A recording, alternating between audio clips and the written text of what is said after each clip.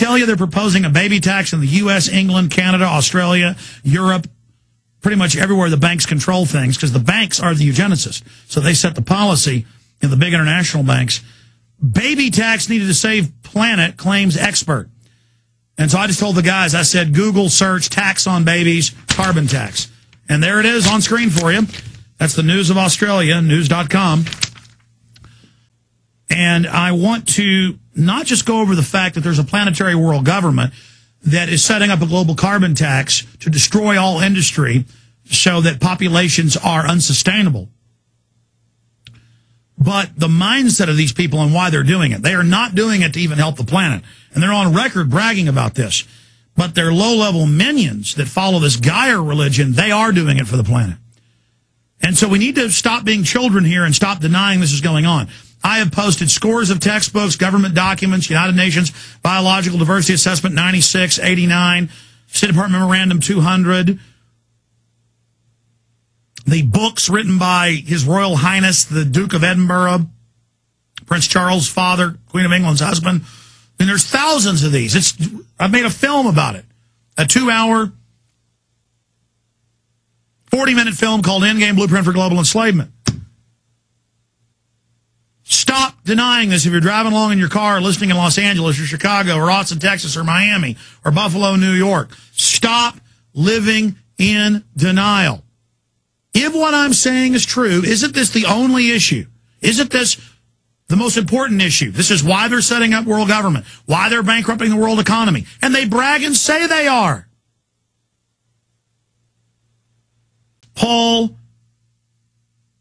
John P. Holdren, who co-authored the 1977 book, which he advocated the formation of a planetary regime that would use global political force to enforce totalitarian measures on population control, including forced abortions, mass sterilization programs conducted via the food supply. And that's written by Paul Joseph Watson, as well as mandatory bodily implants that would prevent couples from having children. Now, he's calling for global climate manipulation to save the earth from greenhouse gases, but then he admits that's all made up. It's about shutting down the sunlight so plants can't grow the food we need so that people will starve to death. And then they say in their own documents they would do that. Bill Gates, the eugenicist, separately is out seconding Holdren. This is in popular publication, Popular Science. Bored with PCs, Bill Gates sets his sights on controlling the weather.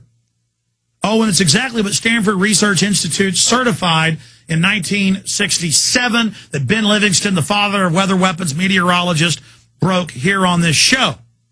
That by the 60s, they could create, they could steer, they could strengthen, they could weaken hurricanes.